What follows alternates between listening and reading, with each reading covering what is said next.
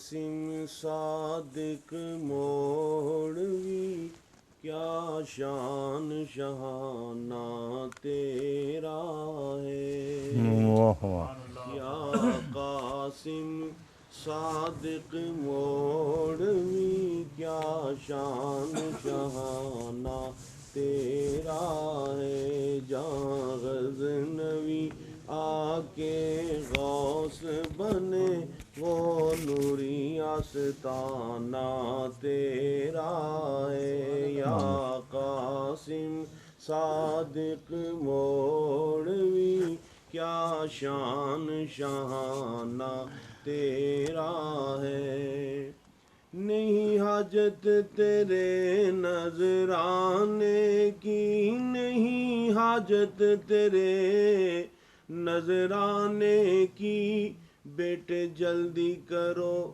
یہاں آنے کی ہاں شرط ہے جام پلانے کی پھر یہ میں خانہ تیرا ہے یا قاسم صادق موڑوی کیا شان شہانہ تیرا ہے جہاں غزنوی آ کے غوث بنے وہ نوری آستانہ تیرا ہے ویسے تو مادی دنیا نے بنائے ہیں ہزاروں کارخانے ویسے تو مادی دنیا نے بنائے ہیں ہزاروں کارخانے جہاں دل والوں کے دل دھلے وہ نوری میں خانہ تیرا ہے جہاں دل والوں کے دل دلے وہ روحانی کارخانہ تیرا ہے یا قاسم صادق موڑوی کیا شان شہانہ تیرا ہے طیبہ سے منگائی جاتی ہے طیبہ سے منگائی جاتی ہے سینوں میں چھپائی جاتی ہے جہاں نظروں سے پلائی جاتی ہے وہ مدنی میں خانہ تیرا ہے یا قاسم صادق موڑوی کیا شان شہانہ تیرا ہے تیرا نام ہے اونچے ناموں میں تیرا نام ہے اونچے ناموں میں غوث و قطب کھڑے ہیں غلاموں میں نام کر دے جامک جاموں میں یہ سالک دیوانہ تیرا ہے یا قاسم صادق موڑوی کیا شان شہانہ تیرا ہے جہاں غزنوی آ کے غوث بنے وہ نوری آستانہ تیرا انشاءاللہ ان اللہ و ملائکتہ یصلون علی النبی یا ایھا الذین آمنوا صلوا علیہ وسلموا تسلیما اللہم صلی علی سیدنا محمد وعلی آل سیدنا محمد بآواز بلند الصلاۃ والسلام علیک یا رسول اللہ وعلی آلک واصحابک یا حبیب اللہ الصلاۃ والسلام علیک یا رسول اللہ وعلی آلک واصحابک یا حبیب اللہ لائق تکریم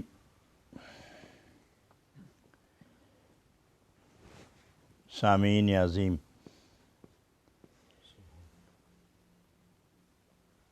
ابھی آپ نے ایک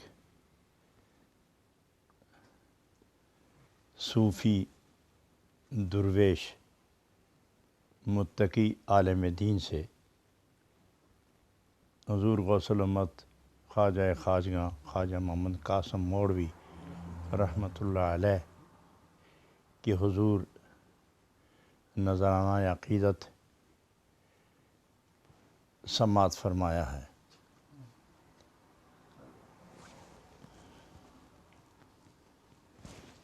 یہ انہی کی نظر عنایت اور قابل تسلیم کرامت ہے کہ مجھ جیسے ذرہ بے مقدار کو لباس وفا اور علم و حیا اور رائے سلوک میں استقامت کی دولت سے مالا مال فرمایا۔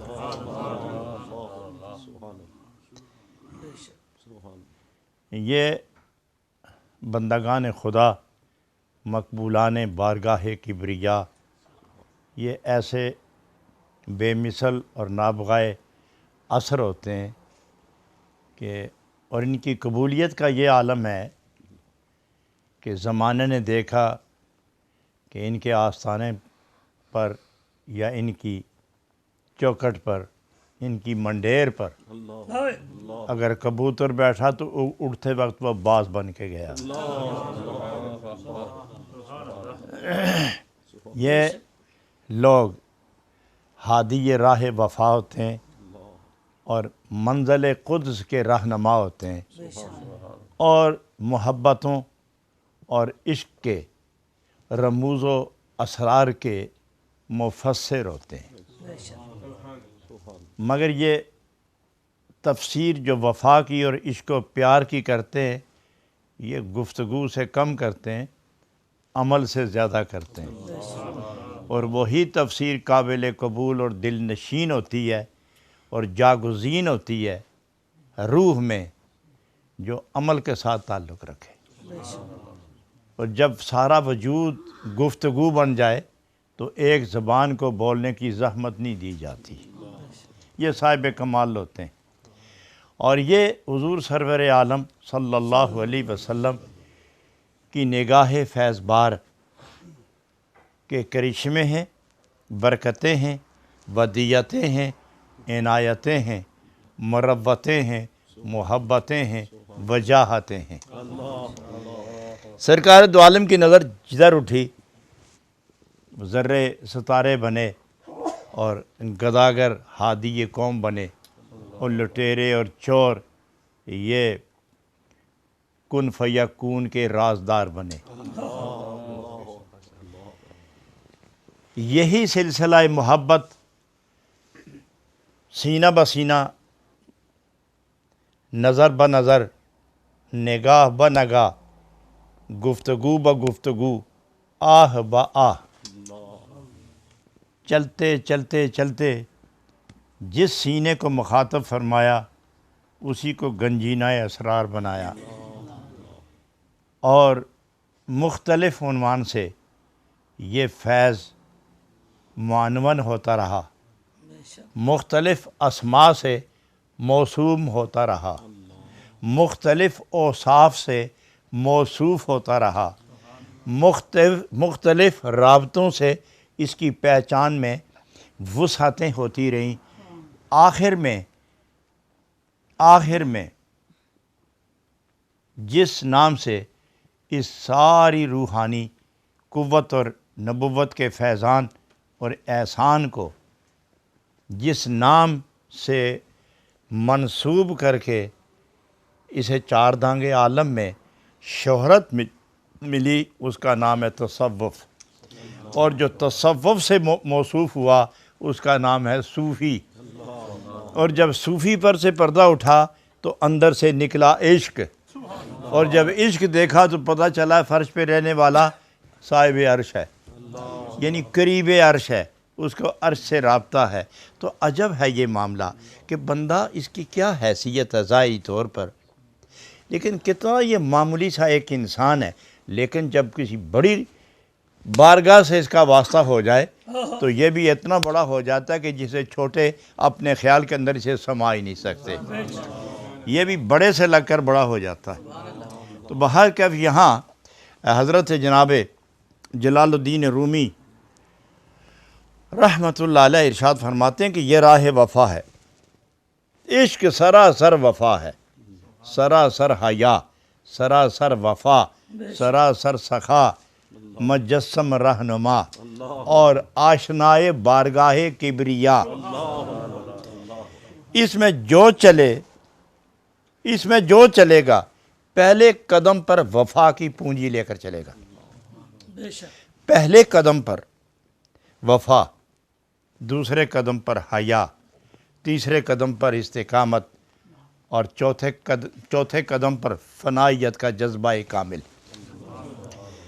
یہ ہے اس راہ سلوک کے مسافر کے پہلے لوازمات سفر۔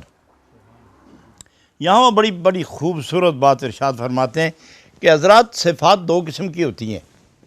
بہت خوبصورت بات آپ نے ارشاد فرمائی کہ صفات دو قسم کی ہوتی ہیں۔ ایک صفت وہ ہوتی ہے کہ جو موصوف کے ساتھ رابطہ تو رکھے مگر کبھی زائل بھی ہو جائے، اور ایک وہ صفت ہے جو موصوف کے ساتھ اتنا قرب کا تعلق اور اتصال اور محویت اختیار کر لے کہ وہ اس کی پہچان اور حقیقت بن جائے۔ اب وہ ایک بات بڑی خوبصورت فرماتے ہیں کہ کب تک ان فانی رابطوں میں الجھے رہو گے، یہ کبھی نہ کبھی یہ رابطے ٹوٹیں گے، چھوٹیں گے، روٹیں گے۔ کیوں نہ آپ حقیقی رابطے کے اندر مربوط ہو جائیں کہ کسی وقت آپ سست بھی ہو جائیں تو تمہیں رابطہ نہ سست ہونے دے۔ اور وہ اس کی مثال دیتے ہیں، جیسے ایک آدمی بار بار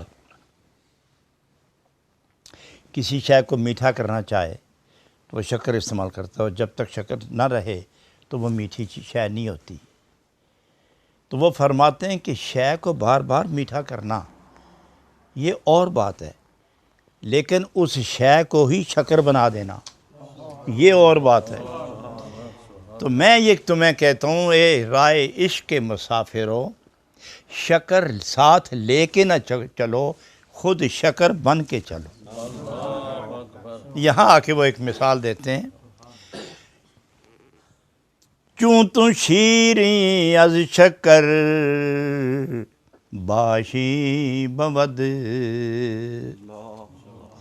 کان شکر گاہے ز تو غائب شود، چوں تو شیریں از شکر باشی بود، کان شکر گاہے ز تو غائب شود۔ جب تم شکر ساتھ لے کے چلتے ہو، تھوڑی دیر بعد چکھتے ہو تو جب ختم ہو جائے گی تو منہ میں پھر کڑواہٹ آ جائے گی، تو تم اس منہ کو کب تک میٹھا کرو گے شکر کے ساتھ؟ ارے اس منہ کو نہیں، سارے جسم کو خود ہی شکر بنا لو۔ چوں شکر گردی ز تاسی رے وفا، پس شکر کہ از شکر گردد جدا، پس شکر کہ از شکر گردد جدا۔ تو یہ جسمانی، نفسانی خواہشات کی زد آنے والی جتنی صفات ہیں یہ عارضی ہیں، یہ فانی ہیں، یہ آج نہیں تو کل آپ کو چھوڑیں گی، کل نہیں تو پھر کبھی چھوڑیں گی۔ تم حقیقی محبت کا لباس پہنو، حقیقی محبت کا لباس پہنو، اور یاد رکھو جتنی یہ عارضی چیزیں ہوتی ہیں نا، یہ سب نفسانی خواہشات ہوتی ہیں، اور نفسانیت میں حقیقت نہیں ہوتی، اور حقیقت میں نفسانیت کا اثر نہیں ہوتا۔ جب تک نفسانیت کا دور دورہ رہے گا، مجھے یہ چاہیے، مجھے وہ چاہیے، مجھے یہ چاہیے، مجھے ایسا ہونا چاہیے، کپڑا ایسا چاہیے، غذا ایسی چاہیے، یہ سب نفسانی خیالات ہیں۔ وہ یہ فرماتے ہیں کہ اگر تم راہ محبت میں وفا رکھو، وفا کس کے ساتھ؟ محبوب کے ساتھ، اور جب وفا کسی شے کو کامل ہونا دیکھو تو اس کو وفا کہتے ہیں۔ جو شے اپنے درجے میں حد کمال کو پہنچے وہ اس کو وفا کہتے ہیں، اور مرید جب پیر سے مل کے فنا ہو گیا مقام وفا پر فائز ہو گیا، اور امتی جلوہ نبوت کو حاصل کرنے میں کامیاب ہو گیا تو گویا مقام وفا پر فائز ہو گیا، اور بندہ جب خدا کے جلووں میں گم ہو گیا تو مقام وفا پر فائز ہو گیا ہے۔ تو اس لیے وہ فرماتے ہیں کہ وفا حقیقت کی تحصیل کا نام وفا ہے، اور اس میں تسلیم، رضا، تسلیم، رضا، جو حکم قبول، جو چاہو منظور، جو چاہو منظور۔ اور جناب اسی قول سے رومی کشمیر میاں صاحب رحمۃ اللہ علیہ وہ فرماتے ہیں میرے محبوب جان مانگو گے تو جان دے دوں گا، سر مانگو گے تو سر دے دوں گا، میرے پاس اپنا ہے کیا کہ میں سوچ کے دوں گا، یہ امانت ہی آپ کی، آپ نے کہا سر دو، یہ حاضر آپ ہی کا تو ہے، جان دے دو، لو یہ حاضر میری کب ہے، یہ آپ ہی کی تو ہے۔ گویا آپ نے کچھ چیزیں اکٹھی کی ہیں، اس کا ایک نام ہے، اس میں سے کوئی شے اگر آپ لینا چاہیں تو کون ہوتا ہے میاں انکار کرنے والا، یہ تو سب تیرا ہی ہے۔ تو اس لیے جناب رومی رحمۃ اللہ علیہ فرماتے ہیں کہ مقام تسلیم و رضا، جو حکم آیا تسلیم اور جو محبوب کی رضا ہے اس پر قربان، یہ ہے محب کی پہچان، یہ ہے محب کی پہچان۔ تو یہاں آ کے آپ نے بہت پیاری بات کہی کہ حقیقت اختیار کرو، کیونکہ کوئی چیز جب حقیقت بن جائے، مثلا کسی شے کو میٹھا کرتے ہو تو کسی نہ کسی وقت وہ میٹھا ختم ہو جاتا ہے، لیکن شکر کی جو حقیقت ہی مٹھاس ہے، شکر جو اس کی ذات میں ہی مٹھاس ہے، اور ذات ہی مٹھاس ہے، حقیقت ہی مٹھاس ہے، اس کو کس طرح دور کرو گے؟ کیونکہ یہ اصول ہی نہیں ہے کہ کسی شے سے اس کی حقیقت کا سلب کرنا یہ ہے ہی ناممکن، کسی شے سے اس کی حقیقت سلب کرنا ناممکن ہے۔ جیسے برف ٹھنڈی ہے، ٹھنڈ کیسے جدا کرو گے؟ یہ اس کی حقیقت ہے۔ آگ کیسے اس کو ٹھنڈا کرو گے؟ برف ہے، اسے گرم کیسے کرو گے؟ ناممکن ہے کہ ہو برف اور وہ گرم ہو۔ آگ جل رہی ہے، شعلے اٹھ رہے ہیں، اور آپ اسے دیکھتے ہیں وہ جلاتی نہیں، تو معلوم ہوا کہ وہ اس کا گرم، یہ اس کی حقیقت ہے، اور کسی شے سے اس کی حقیقت کا سلب کرنا یہ محال ہوتا ہے۔ لہٰذا اے طالبین حق، اے مسافرین راہ وفا، اپنی عادتیں، خصلتیں، طبیعتیں، مزاج یہ مٹا کر اپنے محبوب کے مزاج کو اپنا مزاج بنا لو کہ آپ کی مرضی آپ کی حقیقت نہ ہو، محبوب کی مرضی آپ کا مزاج بن جائے، محبوب کی مرضی آپ کی طبیعت بن جائے، اور محبوب کی مرضی آپ کی عادت بن جائے، اور محبوب کی مرضی آپ کی زندگی کا نصب و لعن بن جائے، اور محبوب کی رضا عین زندگی بن جائے۔ اور جب یہ عین زندگی بن جائے تو مرو گے بھی تو بھی وفا، اور جیو گے تو بھی وفا، اور وفا ہے محبوب کا کرشمہ، محبوب کا فیض، محبوب کا عطیہ، تو گویا تمہارا مرنا بھی محبوب کے لیے ہے، تمہارا جینا بھی محبوب کے لیے ہے۔ تو گویا تم مر کے بھی محبوب کے، گویا تم مر کے بھی محبوب کے، گویا تم مر کے بھی محبوب کے، گویا تم مر کے بھی محبوب کے۔ جو مرنے کے بعد بھی محبوب کا ہے وہ زندگی میں کب جدا ہوگا؟ وہ زندگی میں کب جدا ہوگا؟ تو جناب رومی رحمۃ اللہ علیہ مقام وفا پر آ کے فرماتے زہر میزست آن کے باشد بے وفا،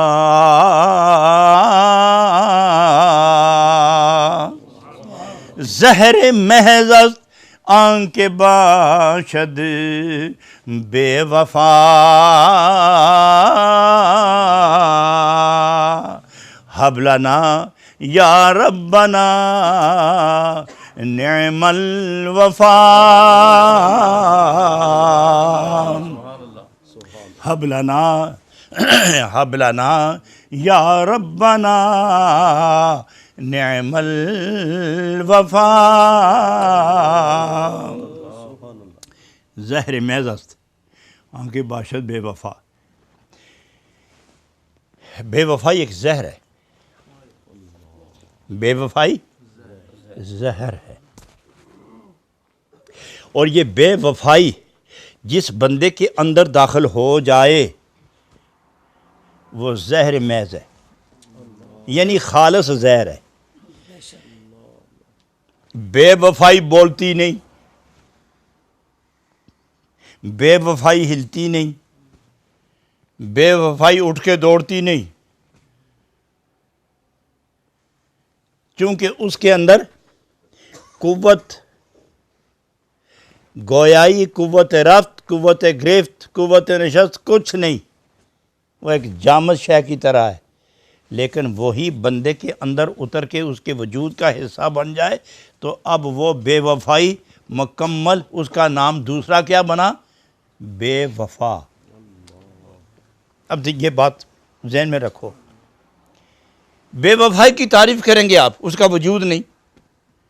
اس کی صفت بیان کریں گے، اس کا وجود نہیں. بے وفائی کی کیا صفت ہے جی؟ تعریف کیا ہے؟ یہ ہے، یہ ہے، یہ ہے، یہ ہے. لیکن کہو بے وفائی کو بولے تو وہ خود نہیں بولتی. اس کو بولنے کے لیے دوسرے وجود کی ضرورت ہے. بے وفائی خود نہیں دیکھتی، اس کو دیکھنے کے لیے دوسرے وجود کی ضرورت ہے. بے وفائی خود نہیں چلتی، اس کو چلانے کے لیے کسی دوسرے وجود کی ضرورت ہے. تو وہ جس وجود میں بے وفائی داخل ہو جائے تو وہ جب وجود چلنے لگے تو چلتی بے وفائی ہے، لیکن چلنے والے کو کہتے ہیں بے وفا، دیکھنے والے کو کہتے ہیں بے وفا، بولنے والے کو کہتے ہیں بے وفا، بیٹھنے اٹھنے والے کو کہتے ہیں بے وفا. اور وعدے توڑے تو بے وفا، وعدے توڑے تو بے وفا. اور چوری عشق میں محبت میں ڈاکہ ڈالے تو بے وفا. اور وعدہ محبوب سے کرے تو توڑ تو اسے انتہا تک نہ نبھائے تو بے وفا. تو گویا وہ جو بے وفائی کی صفت تھی وہ اندر گئی، اندر گئی تو اب بولنے لگی، چونکہ اس کو بولنے کا ایک وجود مل گیا ہے. تو گویا یہ جو جتنا اب وہ آدمی تو بے وفا زہر نہیں تھا، لیکن یہ زہر جب اس کے اندر گیا، آنکھوں میں وہ بے وفائی آئی، زبان میں آئی، کان میں آئی، دل میں آئی، روح میں آئی، جگر میں آئی، ہاتھ میں آئی، دماغ میں آئی، سوچ میں آئی، فکر میں آئی، کردار میں آئی، گفتار میں آئی، سوچو پندار میں آئی، ہر جگہ آئی. تو پھر یہ انسان مجسم بے وفائی بن گیا. جب یہ مجسم بے وفائی بنا تو اس کو کہتے ہیں زہر میز، کہ یہ جدھر جاتا ہے زہر پھیلاتا جاتا ہے، یہ جدھر جاتا ہے زہر پھیلاتا جاتا ہے. تو اس لیے فرماتے ہیں کہ یہ جو دوست رائے وفا میں بے وفائی کرتے ہیں یہ زہر ہیں. یہ خود بھی مرے ہوتے ہیں، دوسرے کو بھی مار دیتے ہیں. یہ خود بھی رسوا ہوتے ہیں، دوسرے کو بھی رسوا کر دیتے ہیں. تو آگے حکم ہوتا ہے حب لنا یا ربنا نعم الوفا. اللہ کریم اگر تو نے کو اپنی بارگاہ میں سے ہم تجھے چاہنے والوں کو کوئی نعمت ملتی ہے تو وفا دے، وفا کہ تیرے سوا دوسری بات ہی ذہن میں نہ آئے. حضرات یہ بڑی خوبصورت بات ہے، چونکہ آپ درویش لوگ ہیں اور اس وقت میرے مخاطب تمام دنیا میں تمام اہل دل، صوفیاء، اہل وفا اور اللہ کو چاہنے والے اور نبی کریم علیہ الصلوۃ والسلام کو چاہنے والے اس وقت میرے مخاطب ہیں. جس طرح آپ ایک محبت کے باغ کے کھلے ہوئے پھول مجھے نظر آتے ہیں، میرے چشمے تصور میں اس وقت کروڑوں کھلے ہوئے پھول خوشبو رسول اپنے اندر اتارتے چلے جا رہے ہیں. تو یہ ہے زہر میز است آنکھ باشد بے وفا.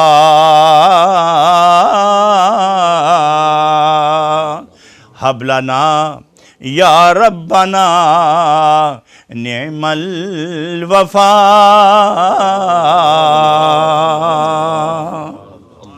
اب دیکھیے پہلے کیا کہا کہ یہ جو بے وفا دوست ہے نا یہ زہر ہے، دفع کرو اس کو.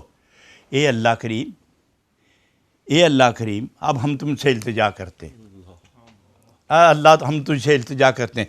تو نے چلایا اپنے راہ پہ، تو نے دکھائی بارگاہ حبیب پاک، تو نے نبی کی بارگاہ دکھائی، تو نے اپنے توحید کی میچ کھائی، تو نے اپنی محبت کی شراب پلائی.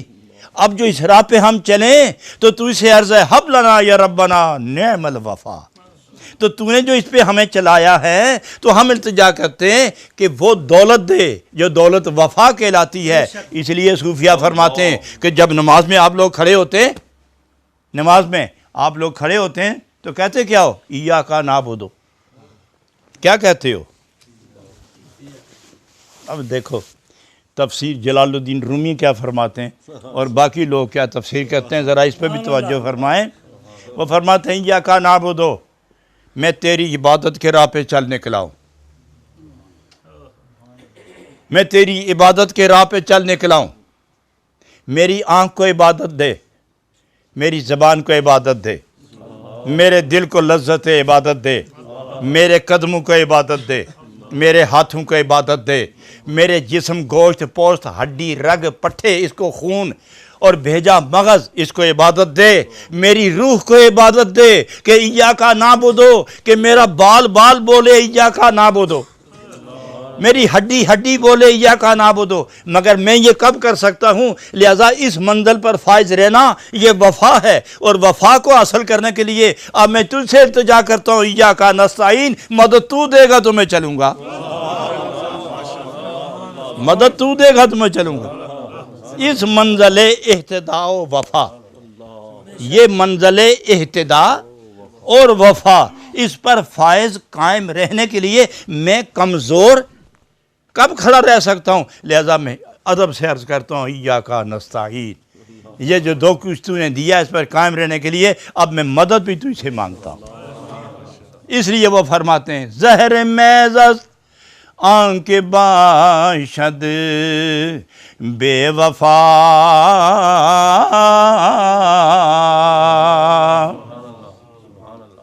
حب لنا یا ربنا نعم الوفا۔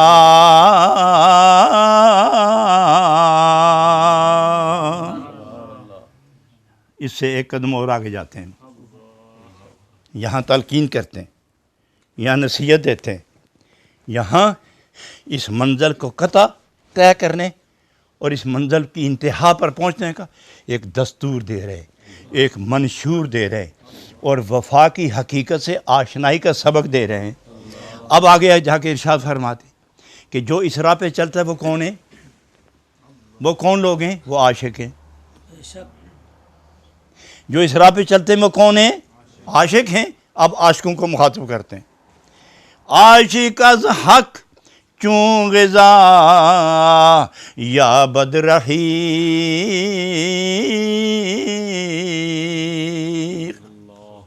عاشق از حق، عاشق از حق چون غذا یا بد رحیق،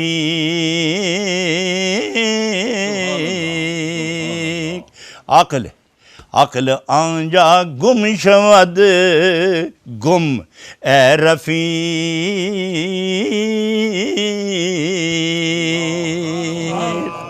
عقل آنجا گم شود گم، دو دفعہ گم فرمایا، عقل آنجا گم شود گم اے رفیق،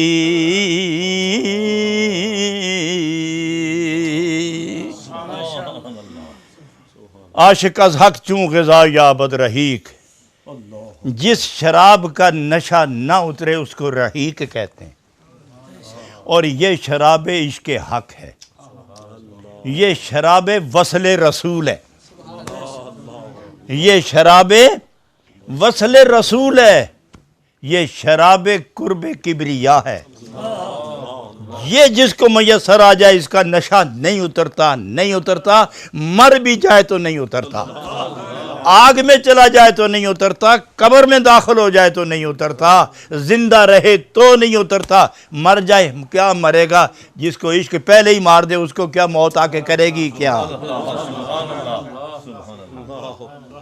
جس کو آگ پہلے ہی جلا کے پختہ کر دے۔ اب دیکھو نا، آگ ہوا پانی مٹی یہ تو ہے نا، لیکن جو اینٹ بنتی ہے، جو اینٹ بنتی ہے اس میں پانی ہے، ریت ہے، آگ ہے، مٹی ہے، چار چیزیں نا اس میں۔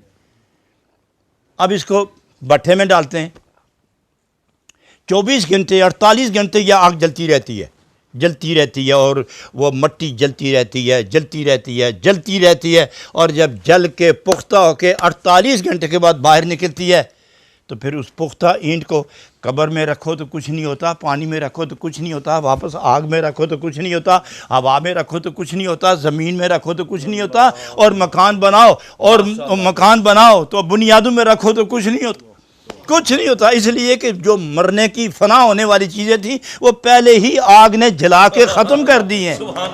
تو اب نہ آگ کچھ کرتی ہے، نہ پانی کچھ کرے، نہ مٹی کچھ کرے۔ تو اے دنیا کی آگ اگر یوں بقا کا مقام دے سکے تو اللہ اور اس کے رسول کی عشق کی آگ، اللہ اور اس کے عشق کی آگ جب جسم کو جلائے، یہ کیوں لوگ قبر میں زندہ ہیں اور ان کے جسم پر جو کفن پڑے ہوتے ہیں وہ بھی 50 سال میلے نہیں ہوتے، کیوں؟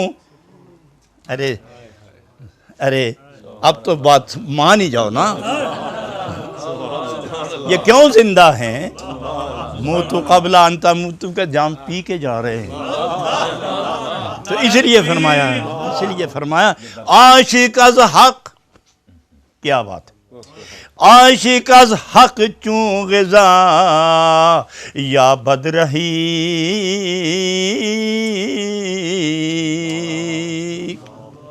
یہ عاشق جب اللہ کے قرب جا کے اس کے نشے وصال و محبت کا جب نہ ختم ہونے والے نشے والی جب شراب پیتا ہے، عقل آنجا گم شود گم، یہ عقل جو فطور کرتی ہے، یہ عقل جو مبدأ شرور ہے، یہ عقل جو پندار سے بعید ہے، یہ عقل جو رمز عشق جاننے سے محروم ہے، یہ وہاں گم ہو جاتی ہے۔ اس لیے فرمایا عقل آنجا گم شود گم اے رفیق، میرے عزیز یہ سن کہ جہاں عقل خاموش ہو جائے وہ عشق ہے، اور جس کو عشق مل جائے وہ فرشتوں سے بھی آگے نکل جاتا ہے، حضرات اس تھوڑی سی گفتگو کے بعد یہاں ایک اور بڑی خوبصورت بات میں عرض کروں۔ امیر خسرو فرماتے ہیں، واہ سبحان اللہ، امیر خسرو بڑی مزے کی بات فرماتے ہیں، وہ یہ فرماتے نصیحت از خرد جستم خرد گفت، نصیحت از خرد جستم خرد گفت کہ بر دیوانگاں فرمان من نیست، کہ بر دیوانگاں فرمان من نیست۔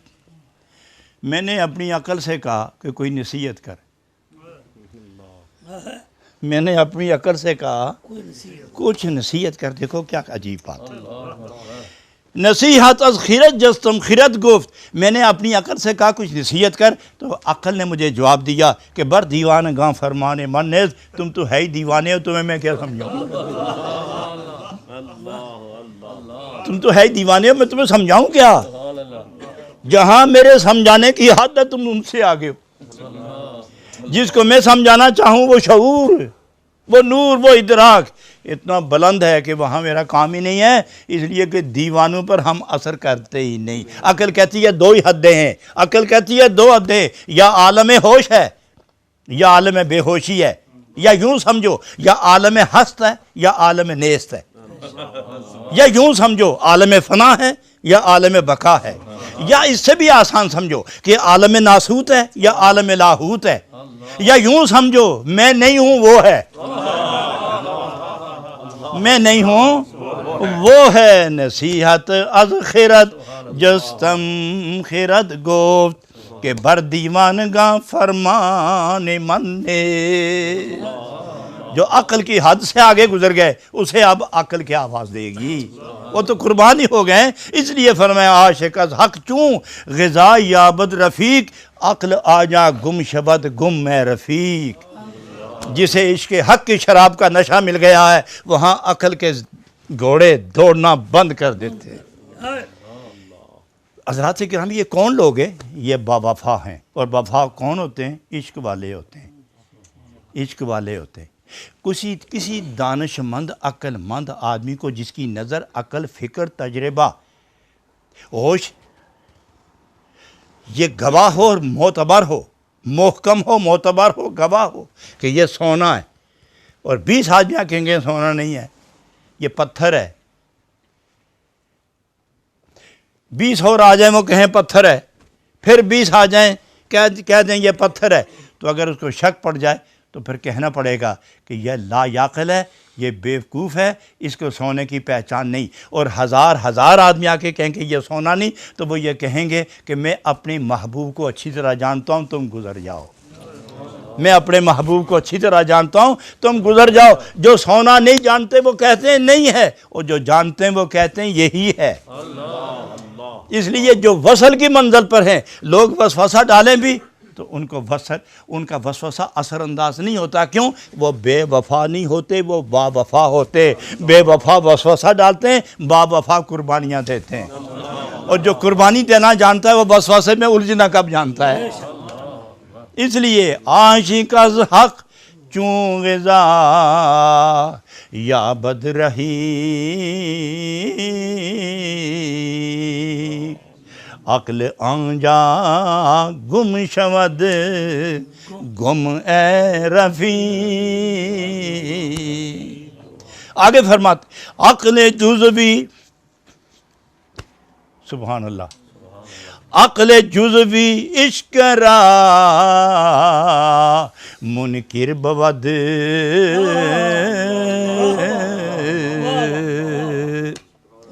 عقل جزوی عشق را منکر بود، گرچہ بن ماید کے صاحب سر بود۔ عقل جزوی، تھوڑی سی عقل، معلوم ہوا کہ عقل کی 2 حدیں، ایک ہے عقل جزوی، ایک ہے عقل کلی۔ جو عقل ہدایت کے نور سے محروم ہو وہ عقل جزوی ہے،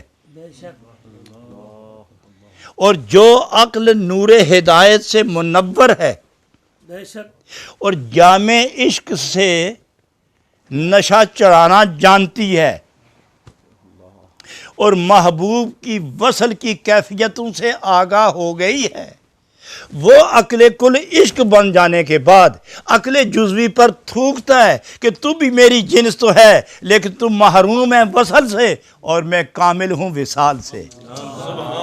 اس لیے تو عقل جزوی کیا کہتا ہے کہ یہ جو عشق کی باتیں سب جھوٹ ہے، یہ مراقبے سب جھوٹ ہے، یہ جو طلب یار کی بات ہے سب جھوٹ ہے،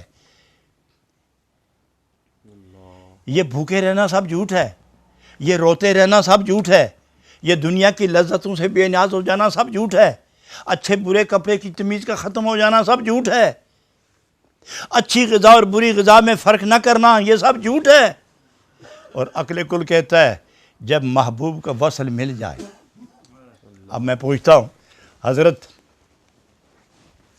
محی الدین ابن عربی رحمۃ اللہ علیہ وہ جب عقل جزوی سے نکل کر عقل کل کی طرف گئے اور عشق کی واردات نے ان کو اپنے اندر جذب کر لیا، عشق ان کے اندر جذب ہو گیا، تو عشق کی وادی سے ہو کر جب واپس سر اٹھا تو ساری کائنات کو دیکھا تو ساری کائنات کو معدوم پایا، نیست و نابود پایا، معدوم پایا، قلیل پایا، نیست و نابود پایا، اور ہر جگہ جلوے دیکھے اپنے اندر بھی اور باہر بھی۔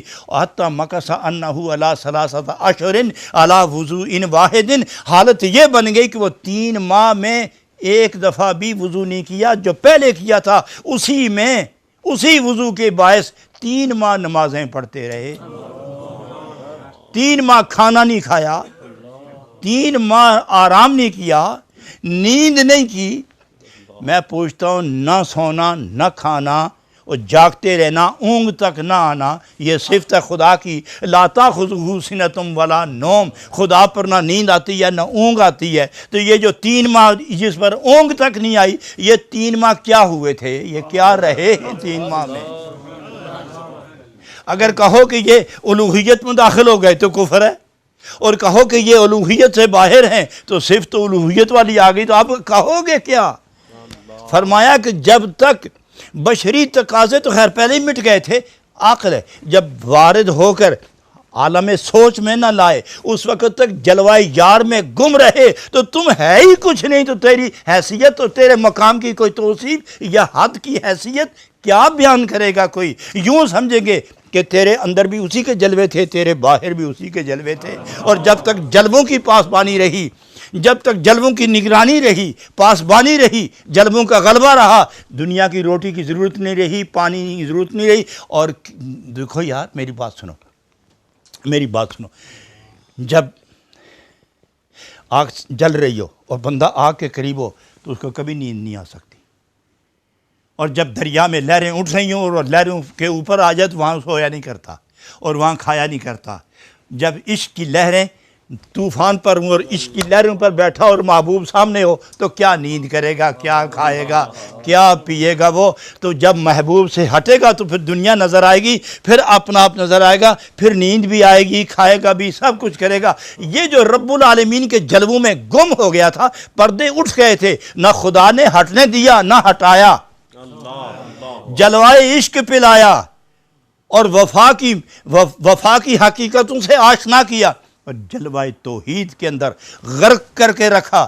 نہ نیند آئی، نہ کھانے کی ضرورت پڑی، کچھ بھی نہیں ہوا۔ تو یہ وہ لوگ ہیں جو عشق میں جل جل کر اپنے آپ کو ختم کر کے جب خدا کی مرضی کے مطابق ہوتے ہیں تو خدا انہیں ناسوت سے اٹھا کر لاہوت میں بٹھا کر اپنا بنا دیتا ہے۔